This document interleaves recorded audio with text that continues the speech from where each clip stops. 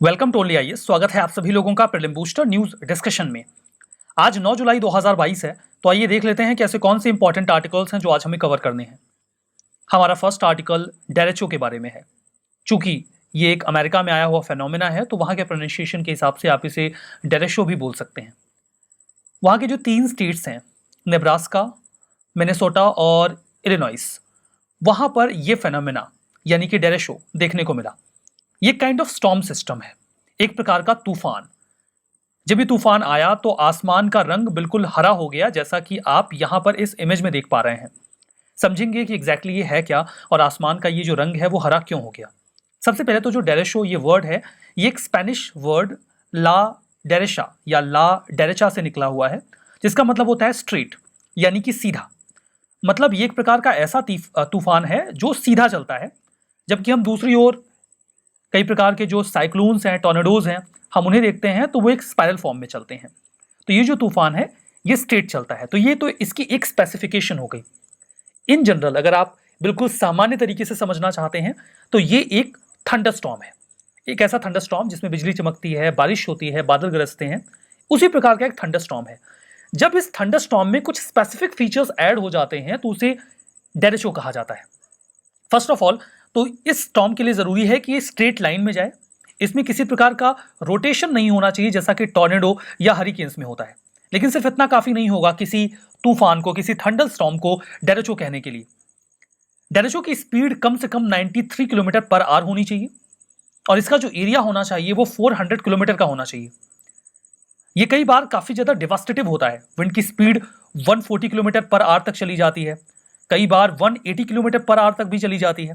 In that case अगर इतनी ज्यादा विंड स्पीड है थंडरस्टॉर्म्स के साथ तो डिवास्टेटिंग तो ऑब्वियस सी बात है होगा।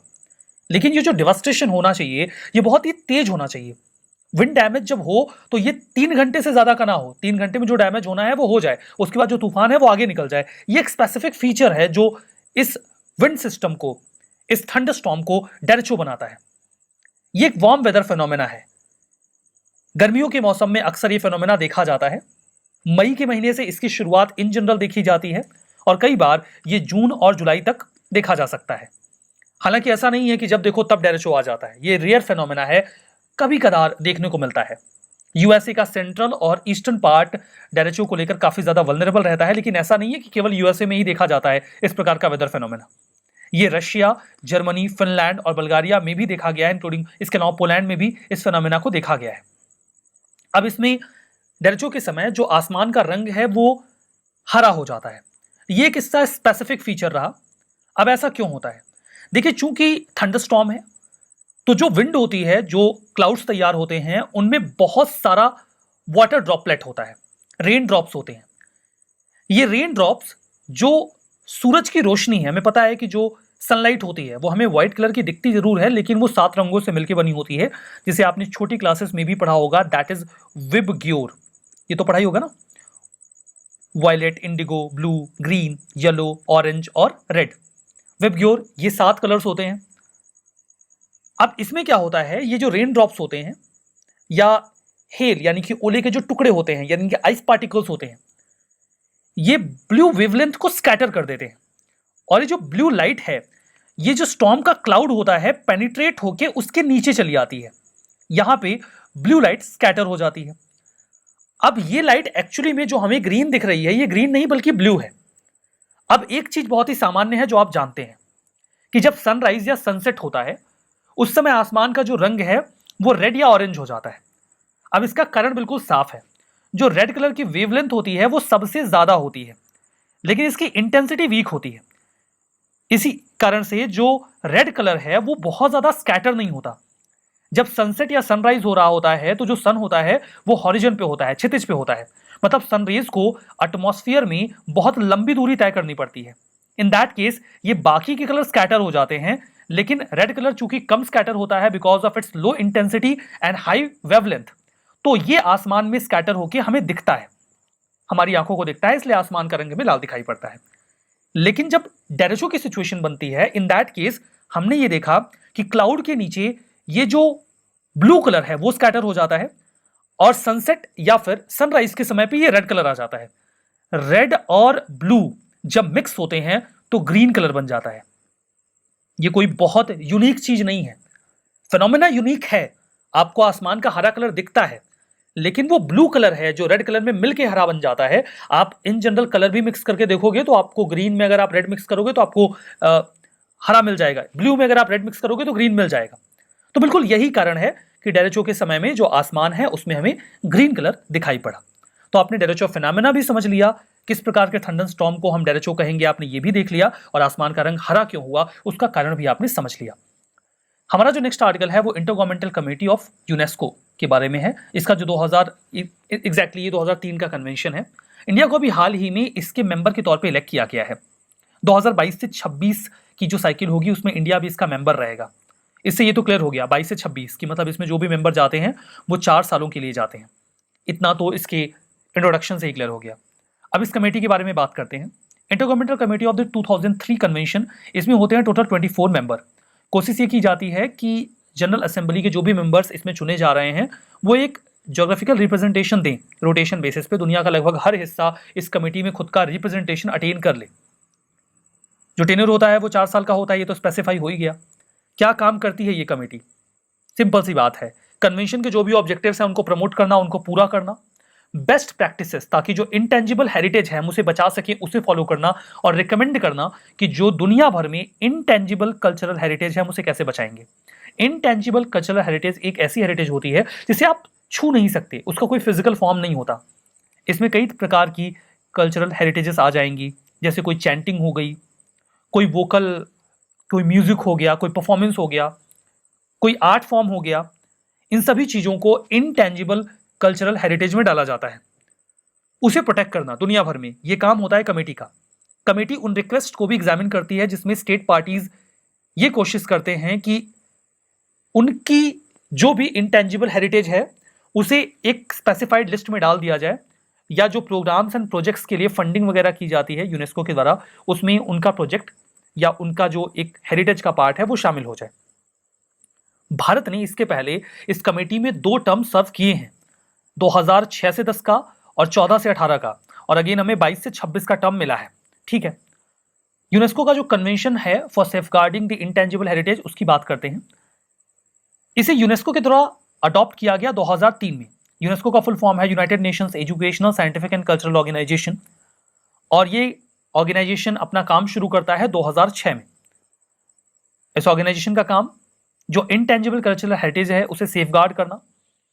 ग्लोबलाइजेशन जैसे जैसे बढ़ा है, मॉडर्नाइजेशन एक देश से दूसरे देश में पहुंचा है, तो जो कल्चरल हेरिटेज हैं वो थ्रेट में आए हैं, ये सच्चाई है, और ये एंटिटी उसे बचाने की कोशिश करती है। ये जो इंटेंजिबल कल्चरल हेरिटेज है कम्युनिटीज का, ग्रुप्स का, इंडिविजुअल्स का, उसकी रिस्पेक्ट हो इसे इंश्योर करते हैं, अवेयर भी करते हैं लोकल लेवल पे, नेशनल लेवल पे, इंटरनेशनल लेवल पे इस प्रकार की हेरिटेज की इंपॉर्टेंस को। भारत में 14 ऐसी इंटेंजिबल कल्चरल हेरिटेज हैं या उनके एलिमेंट्स हैं जिन्हें यूनेस्को की रिप्रेजेंटेटिव लिस्ट में रखा गया है। रिप्रेजेंटेटिव लिस्ट में जाने का मतलब होता है कि यूनेस्को प्रयास करेगा कि उन्हें सेफगार्ड किया जाए। सबसे लेटेस्ट जो एडिशन रहा वो यानी कि जो 14वां एडिशन रहा that was of Durga Puja of Kolkata, ये लेटेस्ट एडिशन रहा। इसके अलावा 13 और होंगे, 13 के नाम मैं आपको बता देता हूं और एडिशन का ईयर भी बता देता हूं। वैदिक चैंटिंग को 2008 में ऐड किया गया, रामलीला 2008, कुटियट्टम 2008, रम्मन 2009, मुदियट्टू 2010, कलबेलिया 2010, चाउ डांस 2010, बुद्धिस्ट चैंटिंग 2012, संकीर्तन 2013, ब्रास और कॉपर की जो क्राफ्ट आर्ट है 2014, योगा 2016, नौरोज 2016 और कुंभ मेला 2017, और अभी हाल ही में दुर्गा पूजा। आप इस स्लाइड को चाहे तो पॉज करके जो डिटेल्स हैं इसको पढ़ भी सकते हैं। हमारा नेक्स्ट आर्टिकल स्वामी रामानुजाचार्य जी के बारे में है। यूनियन होम मिनिस्टर ने अभी हाल ही में स्टैच्यू ऑफ पीस को अनवील किया। ये जो स्टैचू है ये स्वामी रामानुजाचार्य जी का है। इस स्टैचू को जम्मू एंड कश्मीर के श्रीनगर में अनवील किया गया है। बात करते हैं स्वामी रामानुजाचार्य जी के बारे में। इनका जन्म तमिलनाडु में हुआ था विक्रम संवत 1074 एडी में। इनके पिताजी का नाम केशवाचार्य जी था और इनकी माता थी कांतिमणि जी। इन्होंने जो डिस्क्रिमिनेशन या अनटचेबिलिटी चल रही थी उस समय सोसाइटी में उसके खिलाफ बातचीत करनी शुरू कर दी। ये चाहते थे कि समाज में एक बड़ा बदलाव आए। एक ऐसा वर्ग जो दबा कुचला हुआ था समाज में, जो सबसे ज्यादा शोषित था, उसे रामानुजाचार्य जी ने थिरुक्कुलथर कहा। इसका मतलब बॉर्न डिवाइन, एक ऐसा व्यक्ति जिसका जन्म दैवीय है। यह उनका एक प्रयास था ताकि उनकी समाज में स्थिति को बेहतर किया जा सके। ये काफी कंपैशनेट रहते थे समाज के उस वर्ग को लेकर जो ऑप्रेस्ड था। इस बात को लेकर इनके गुरु जो थे वो इनसे बहुत ज्यादा प्रसन्न रहते थे, बहुत खुश हुए और उन्होंने इन्हें टाइटल दिया एम पेरुम अनार। इसका मतलब था you are ahead of us, आप हमसे आगे हैं। इनके गुरु ने एक्नॉलेज किया कि आपकी जो सोच है, आपका जो तरीका है वो हमसे आगे का है। अपने गुरु से इस प्रकार का टाइटल पाना निश्चित तौर पर सम्मान की बात होगी। ये पहले ऐसे हिंदू आचार्य के तौर पर स्वीकार किए जाते हैं जिन्होंने महिलाओं को संन्यास की अनुमति दी या ऐसा माना कि उन्हें संन्यास मिलना चाहिए, जो कि मुक्ति का एक मार्ग माना जाता है हिंदुइज्म में। यथिराज मठ जो कि यदुगिरी में लोकेटेड है, कर्नाटका के मांड्या डिस्ट्रिक्ट में, ये एकमात्र ओरिजिनल मठ है मेलकोट में जो रामानुजाचार्य जी के समय का है और आज भी सरवाइव कर रहा है। इस मठ को स्टैब्लिश किया गया था रामानुजाचार्य जी के द्वारा, जो उनके गुरु थे यमुनाचार्य जी, उनके आदेश पर। आपने एक कंपोजिशन जरूर सुना होगा, वैष्णव जन तो तेने कहिए जे पीर पराई जाने रे। ये एक्चुअली में रामानुजाचार्य जी का ही मैसेज है, जिसे नरसिंह मेहता जी ने, गुजरात के बहुत ही फेमस पोएट रहे हैं, उन्होंने अपने शब्दों में पिरो दिया है। इनका जो ये एक इंस्पिरेशन रहे कई सारे मिस्टिक पोएट्स के लिए, जैसे कबीर, मीराबाई जी, अन्नमाचार्य जी, भक्त रामदास, त्यागराज और कई सारे अदर जो पोएट्स थे उनके लिए। मिस्टिक पोएट ऐसे पोएट होते हैं जिनका ये मानना होता है कि आप कई सारे माध्यमों से खुद को ईश्वर से जोड़ सकते हैं। ऐसे ही पोएट्स को मिस्टिक पोएट कहा जा सकता है। हमारा next article G7 climate club के बारे में है। नाम से स्पष्ट है, G7 की जो कंट्रीज हैं उन्होंने एक क्लाइमेट क्लब बनाया है। इस क्लब में होंगे कई सारे देश जिनका काम होगा कि आप क्लाइमेट को कंजर्व करिए, बचाइए। G7 की 48 समिट अभी हाल ही में हुई थी। इंडिया को भी इन्वाइट किया गया था, हमारे प्राइम मिनिस्टर ने शिरकत की थी वहां पे। जर्मनी में हुआ था ये समिट। यहीं पर इंटरनेशनल क्लाइमेट क्लब को स्टैब्लिश करने को लेकर डिसीजन लिया गया। अभी भी बहुत सारे इनिशिएटिव्स चल रहे हैं क्लाइमेट को बचाने को लेकर। इसमें क्या नया होगा, बड़ा सवाल है। सबसे बड़ा सवाल, इसका जवाब ये होगा, इसमें वो देश शामिल होंगे जो ज्यादा डिसिसिव क्लाइमेट एक्शन लेना चाहते हैं, ग्लोबल वार्मिंग को रोकने को लेकर बहुत ही सख्त प्रयास करना चाहते हैं। ऐसे ही देश इस क्लाइमेट क्लब का हिस्सा बनेंगे। इसकी बात येल इकोनॉमिस्ट विलियम नॉर्डाउस ने 2015 में की थी। उन्होंने कहा था कि क्लाइमेट क्लब होना चाहिए जिसमें ऐसे देश आए जो क्लाइमेट को बचाने के लिए अग्रणी बने, आगे आए। इसमें यह भी कहा गया कि जो क्लाइमेट से संबंधित ट्रेड टैरिफ्स लगाए जाते हैं वो ऐसे देशों के ऊपर ना लगाए जाएं। जितने भी देश क्लाइमेट क्लब में आ गए, एक देश दूसरे देश के ऊपर जो इस क्लाइमेट क्लब का हिस्सा है, क्लाइमेट से संबंधित टैरिफ्स ना इंपोज करे, ताकि उनके बीच में व्यापार बेहतर हो जाए और बदले में वो जो देश हैं वो एग्रेसिव पॉलिसीज अपनाएं क्लाइमेट को बचाने को लेकर। बढ़िया कॉन्सेप्ट था ना। G7 का जो क्लाइमेट क्लब है ये 2022 के अंत तक स्टैब्लिश होने की संभावना है। ये इंटरगवर्नमेंटल फोरम होगा जो ओपन और इंक्लूसिव होगा नेचर में। इसमें वो देश शामिल होंगे जो 2015 के पेरिस क्लाइमेट एग्रीमेंट के प्रावधानों को इंप्लीमेंट करने को लेकर प्रतिबद्ध है। जो क्लब है वो कोलैबोरेट करेगा, कोशिश करेगा कि कॉम्पिटिटिवनेस बनी रहे क्लाइमेट को बचाने को लेकर। इसमें कुछ पिलर्स हैं, जैसे कि ट्रांसपेरेंट पॉलिसीज को अपनाना, कोशिश करना कि हम ग्रीन हाउस गैसेस को उस हद तक कम कर दें जिस हद तक किया जा सकता है। इंडस्ट्रीज को ट्रांसफॉर्म करना ताकि वो कार्बन का एमिशन कम से कम करें। पार्टनरशिप और कोऑपरेशन को फैसिलिटेट करना ताकि हम क्लाइमेट एक्शन ले सकें। सभी को जो सोशियो इकोनॉमिक बेनिफिट है क्लाइमेट कोऑपरेशन का वो मिले। फर्दर इंप्लीमेंट इस तरीके से किया जाएगा इसको कि ये ओपन और कोलैबोरेटिव रहे, आपस में लोग मिलकर इसे इंप्लीमेंट करें। मिनिमम स्टैंडर्ड्स को फॉलो किया जाए क्लाइमेट एक्शन को आगे बढ़ाने के लिए। सभी देश जो इसका हिस्सा होंगे वो कोशिश करेंगे कि वो इंटरनेशनल लेवल पे कॉम्पिटिटिव बने क्लाइमेट को बचाने के लिए। हमारा next article national industrial corridor development programme के बारे में है। फाइनेंस मिनिस्टर ने अभी हाल ही में इसकी पहली मीटिंग को चेयर किया। इसकी जो एपेक्स मॉनिटरिंग अथॉरिटी है, जिसे इसलिए बनाया गया ताकि हम national industrial corridor development programme को रिव्यू कर सकें, देख सकें कि ये प्रोग्राम बढ़िया चल रहा है कि नहीं। कुल मिला के मामला ये है कि एक प्रोग्राम है national industrial corridor development programme.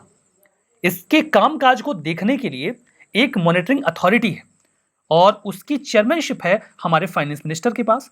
उन्होंने इसकी पहली मीटिंग की ये देखने के लिए कि काम ठीक ठाक चल रहा है कि नहीं। अब मामला ये है कि ये इनिशिएटिव क्या है जिसको रिव्यू करने के लिए भी मीटिंग की गई। ये इंडिया का बहुत ही एम्बिशियस इंफ्रास्ट्रक्चर प्रोग्राम है। हम इंडस्ट्रियल सिटीज को स्मार्ट सिटीज के तौर पर डेवलप करेंगे। वहां पे नए जनरेशन की टेक्नोलॉजीज को इनबिल्ट किया जाएगा इंफ्रा के सेक्टर में, एक स्ट्रॉन्ग इंफ्रा जिससे देश की इकोनॉमी बढ़िया चले। ऑब्जेक्टिव ये है कि हम इस तरीके से टेक्नोलॉजी का इस्तेमाल करेंगे कि हमें इंडस्ट्रियल आउटपुट बढ़िया मिले, एम्प्लॉयमेंट बढ़े, लोगों के जीवन का स्तर बढ़े, लोगों को ज्यादा काम मिले।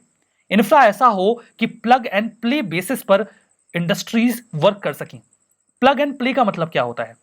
इट्स काइंड कि आप एक ऑफिस में जाइए, वहां पर सब कुछ व्यवस्था आपके पास पहले से मिल जाए।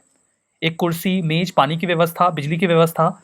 आप अपने लैपटॉप में चार्जर को लगाइए और सॉकेट में उसे अटैच करके अपना काम शुरू कर दीजिए। That is the meaning of plug and play. ये तो मैंने आपको एक एग्जांपल दिया। सिंपल सा मतलब ये होता है कि एक ऐसा इंफ्रा जहां पे आप जाइए और काम शुरू कर दीजिए।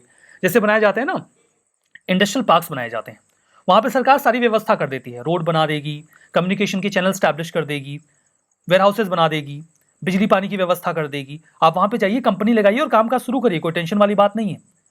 इसी को कहा जाता है plug and play infra.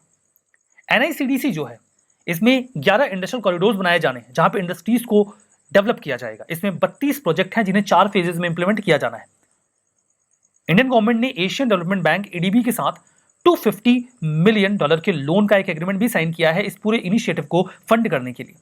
Implement करने की जिम्मेदारी national industrial corridor development and implementation trust को दे दिया गया है। ये एक स्पेशल पर्पज व्हीकल है जो कि ministry of commerce and industry के तहत काम करता है। इसका काम है कि ये पूरा प्रोग्राम अच्छे से इंप्लीमेंट हो जाए।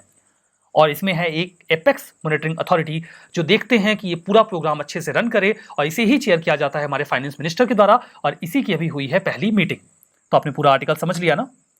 हमारा जो नेक्स्ट आर्टिकल है वो खर्ची फेस्टिवल के बारे में है। 2 सालों के बाद त्रिपुरा में एक बार फिर से इस फेस्टिवल को ऑर्गेनाइज किया गया। फेस्टिवल्स पे यूपीएससी क्वेश्चन पूछ चुकी है। त्रिपुरा का एक हिंदू फेस्टिवल है। 14 देवताओं की पूजा इसमें की जाती है त्रिपुरा के लोगों के द्वारा। शब्दों पे जाएं तो खार एक शब्द है जिसका मतलब होता है पाप, और ची इस शब्द का मतलब होता है क्लीन होना। कुल मिला के मतलब ये हुआ कि पापों से मुक्ति मिल जाए। ये फेस्टिवल इसी उद्देश्य से मनाया जाता है। 14 देवताओं की एक मंदिर बनाया गया है जिसे महाराजा कृष्ण माणिक्य के समय में ही बना दिया गया था। काफी पुरानी परंपरा है। 1760 से इस पूरे फेस्टिवल को मनाया जा रहा है। हमारा next article state of food security and nutrition in the world report के बारे में है। शॉर्ट में इसे सोफी रिपोर्ट कहते हैं। मामला यह है कि फूड सिक्योरिटी और न्यूट्रिशन की क्या स्थिति है दुनिया भर में। इसे कौन पब्लिश करता है, जरूरी सवाल है, क्योंकि इसमें 5 एंटिटीज इन्वॉल्व हैं और मैं चाहूंगा कि आप 5 के नाम याद रखें। एक तो फाओ है, food and agriculture organization of United Nations. IFAD है, international fund for agriculture development. UNICEF, United Nations children's fund. WFP, UN world food program, और WHO, वर्ल्ड हेल्थ ऑर्गेनाइजेशन। अब आप बताइए, अगर आप में से कोई ऐसा कोड बना सकता है जिसके माध्यम से हम आसानी से ये याद कर सकें कि सोफी रिपोर्ट में कौन से 5 ऑर्गेनाइजेशंस इन्वॉल्व हैं, तो आप ऐसा कोई कोड या कुछ भी ऐसा तरीका बताइए कमेंट बॉक्स में जिससे सोफी रिपोर्ट में शामिल इन 5 ऑर्गेनाइजेशंस को, एंटिटीज को हम आसानी से याद रख सकें। अब आइए देखते हैं कि क्या निकल के आया रिपोर्ट में। हंगर की स्थिति खराब है, दिन ब दिन बदतर होती गई है। 828 मिलियन लोग हंगर से प्रभावित हैं 2021 में। ये 2020 की तुलना में 46 मिलियन ज्यादा है और 2019 की तुलना में 150 मिलियन ज्यादा है। मतलब 19 के बाद स्थिति खराब हुई है हंगर की। इसका वाजिब सा कारण कोविड-19 है। परसेंटेज वाइज बात करें तो 2021 में जो हमें हंगर की स्थिति मिली है वो दुनिया में 9.8% है, जो 2019 में 8% थी और 2020 में 9.3% हो गई। मतलब हर साल ये बढ़ी है। अंडर नरिशमेंट बहुत हाई है इंडिया में। जो बच्चे, मतलब 16% बच्चे जो हैं वो पॉपुलेशन के, वो अंडर नरिश्ड है। 17% वेस्टिंग, 31% स्टंटिंग का शिकार है बच्चे, और जो ब्रेस्ट फीडिंग की प्रैक्टिस है वो 58% उसमें कमी देखी जाती है। यहाँ पे स्टंटिंग का मतलब ये होता है कि जो बच्चा है उसकी उम्र के हिसाब से हाइट नहीं है, और वेस्टिंग का मतलब ये होता है कि वो काफी पतले हैं उनकी हाइट के हिसाब से। बाकी ओबेसिटी का मतलब मोटापा होता है, आप जानते हैं। रिवीजन करते हैं। डेरेशो कोल्ड वेदर फेनोमेना है, गलत, एक वार्म वेदर फेनोमेना है। Intergovernmental committee of UNESCO 2003 convention, इसमें 24 मेंबर हैं, 4 सालों के लिए चुने जाते हैं, सही है। National industrial corridor development programme, इसकी एपेक्स मॉनिटरिंग अथॉरिटी को चेयर किया जाता है रोड ट्रांसपोर्ट एंड हाईवेज के मिनिस्टर के द्वारा, गलत है।